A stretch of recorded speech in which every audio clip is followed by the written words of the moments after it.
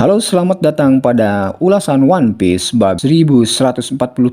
Pada bab ini, permainan Satria Suci resmi dimulai, meskipun pihak yang terkait belum menyadari bahwa mereka telah membangkitkan legenda yang telah terkubur selama 25 tahun. One Piece bab 1147 berjudul Hal-hal yang kita takuti, merujuk pada hal-hal yang menjadi kekhawatiran atau ketakutan bagi para raksasa dewasa. Bab ini dibuka dengan kilas balik sebelum Saul dikalahkan oleh Summer. Saul menyuruh Robin dan Chopper untuk bersembunyi di balik rambutnya karena ia mengenal Ksatria Suci dan mengatakan bahwa mereka bersifat abadi serta tidak dapat mati. Ia meminta keduanya untuk menunggu kesempatan yang tepat untuk menyelamatkan anak-anak. Setelah kilas balik berakhir, Summer berdiri di depan Saul yang tergeletak dengan tubuh berlumuran darah. Ia menyatakan bahwa ternyata ada dua yang selamat dari peristiwa Ohara, sehingga Angkatan Laut benar-benar mengalami kegagalan total. Summer berdiri terkejut ketika Kunko datang dan telah menangkap Jinbe, Nami, Usopp, serta Brock. Thomas kemudian menanyakan apakah Kunko sudah menangkap kru topi jerami dan apakah ingin membawanya juga. Killingham mendengar percakapan tersebut melalui tanden Mushi dan menyampaikan bahwa Sommers tidak boleh bercanda atau memprovokasi Luffy karena mereka cukup menyelesaikan misi dan kembali saja. Nami merasa khawatir dan marah karena Saul dalam kondisi kritis serta Kolon diculik, lalu menanyakan kepada Jinbe mengapa tidak dapat melakukan apa-apa padahal telah bersama mereka sejak lama. Jinbe meminta Nami untuk tidak terlalu banyak bicara karena ia sedang berpikir dan mengetahui kemampuan yang dimiliki oleh musuh tersebut. Usopp mengatakan bahwa wanita tersebut membuatnya sangat takut, bahkan berpikir akan mati karena itu. Brock tampaknya menyadari sesuatu tentang Kunko dan mengucapkan kata-kata yang menunjukkan rasa tidak percaya.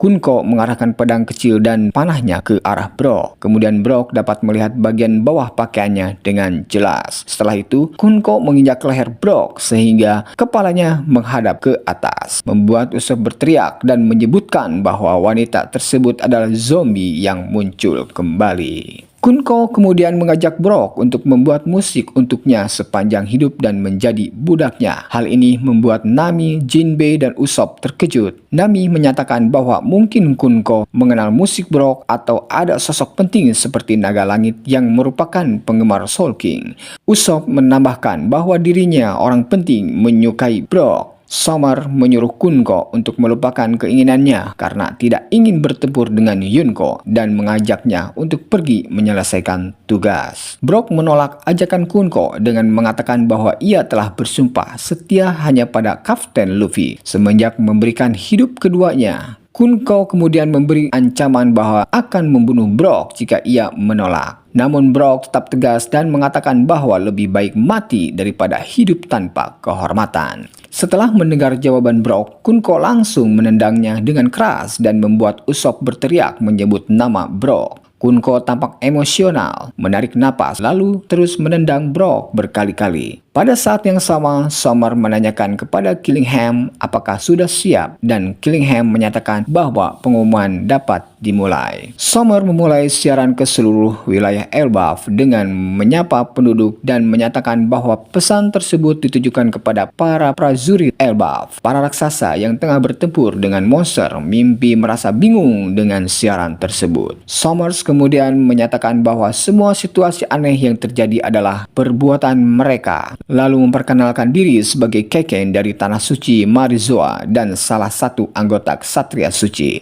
Istilah Keken mengacu pada Bloody yang biasanya dibawa oleh samurai wanita. Di bagian selatan alam matahari desa pengrajin, para raksasa tengah bertempur dengan monster burung asal Marizoa yang merasa bingung dengan tujuan pemerintah dunia. Di bagian utara desa pemburu, mereka khawatir dengan kondisi anak-anak. Summer saat ini berada di atas ular berduri, ditemani oleh monster naga dan hantu. Summer melanjutkan pengumumannya dengan mengatakan bahwa mereka sedang menculik anak-anak, dan seseorang dengan janggut oranye telah mencoba menyelamatkan anak-anak anak namun kini tergeletak dalam hamparan darah. Ia menjelaskan bahwa anak-anak yang telah diabaikan telah mulai menuju tujuan mereka. Dan karena sistem komunikasi Elbaf tidak memiliki fitur video, Killingham menyuruh Aang untuk menyebutkan nama 10 anak yang diculik agar keluarga mereka mengetahui dan membuktikan bahwa ancaman tersebut sungguh nyata karena permainan yang sebenarnya baru saja dimulai. Para anak yang diculik kini telah bangun dan merasa bingung dengan tempat mereka berada. Beberapa di antaranya menangis dan ingin kembali kepada orang tua. Colin mencoba menenangkan teman-temannya dengan mengatakan bahwa ia ada di sana bersama mereka dan berada dengan teman-temannya yang dianggap pemalas. Ia adalah seorang prajurit. Namun ketika dua monster mimpi milik Killingham muncul, seluruh anak merasa ketakutan dan meminta bantuan kepada Colin yang ternyata juga merasa takut dan mulai berteriak. Di kapal Spell milik bajak laut prajurit raksasa, Dory dan Broggy menyuruh anak buah untuk memutar kapal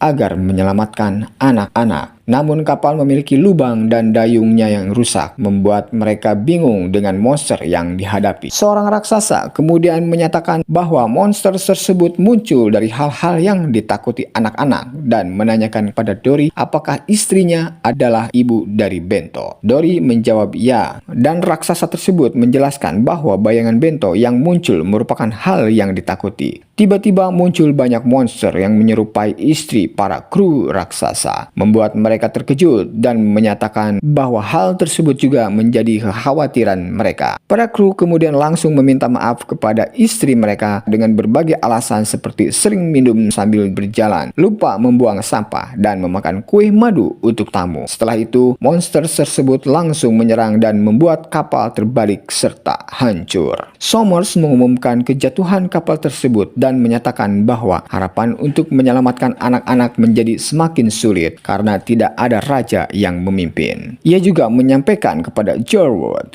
bahwa tujuan mereka adalah menjadikan para raksasa sebagai budak perang dan menguji seberapa efektif anak-anak dapat dijadikan sumber daya bagi mereka. Aang mulai menyebutkan nama-nama anak yang diculik. 1. Hilva, cucu dari Jarwa. 2. Skaldi. 3. Olaf, cucu dari Oimo. 4. Karin. 5. Mark. 6. Ronja. 7. Bento. 8. Johanna. 9. John. Sommer menambahkan bahwa hanya ada 9 anak yang disebutkan. Namun, terdapat seorang anak prajurit muda yang mengatakan ingin menyelamatkan teman-temannya. Anak tersebut adalah Colin, sehingga jumlah anak yang diculik menjadi 10. Ripley, Frankie, Lilith, dan Bonnie tiba di lokasi kapal yang hancur. Ripley merasa khawatir dengan anaknya dan merasa menyandang koper Gaban di tangannya. Gaban merasa bangga dan mengatakan bahwa anak Ripley sangat hebat. Namun Ripley menyatakan bahwa sekarang bukan saat yang tepat untuk mengatakan hal seperti itu. Somers memberikan perintah kepada para raksasa untuk tidak membakar sekolah dan perpustakaan serta bersumpah setia kepada mereka. Ia juga mengancam akan membunuh anak-anak satu persatu jika mereka tidak mau mematuhi, lalu menyuruh Albert Jerial untuk membuat keputusan segera sebelum mengakhiri siarannya. Di adegan terakhir, Aang merasa prihatin dan mengatakan bahwa perintah tersebut terlalu kejam. Ia menjelaskan bahwa sekolah merupakan simbol kedamaian di Elbaf dan perpustakaan menyimpan sejarah kuno Elbaf serta pengetahuan dunia yang dibangun atas pengorbanan para sarjana Ohara. Somers menjawab dengan nada menyebalkan. Pada saat yang sama, Robin keluar dari tempat persembunyian dan Chopper menyatakan bahwa ia tidak boleh bertindak tergesa-gesa. Ripley meminta bantuan dan mengatakan bahwa Gaban mengerti situasi tersebut. Lalu Gaban dan Robin menyatakan bahwa tidak akan membiarkan hal tersebut terjadi. Akhirnya pemimpin Elbaf mulai mengambil tindakan. Skopper Gaban, legenda, dan tangan kiri Raja Bajak Laut Roger siap bertindak karena anaknya Colin diculik. Ia akan melawan Sommer dan Kunko yang berada di dekat lokasi anak-anak raksasa. Gaban akan memberikan informasi tentang cara menghilangkan kemampuan regenerasi Ksatria Suci karena pernah bertempur melawan mereka di God Valley dan kemungkinan Somers juga ada di sana saat itu. Haki akan menjadi kunci utama untuk mengalahkan mereka karena sebelumnya telah terbukti bahwa ledakan Haki Joy Boy dapat membatalkan teleportasi anggota Gorosei dan membuat mereka kembali ke Morijoa. Oleh karena itu, pertarungan yang akan menjadi kemungkinan besar adalah Scopper Gaban melawan Somers serta Nico Robin melawan Kunko. Salah satu poin menarik adalah Killingham merasa takut dengan Yunko Luffy.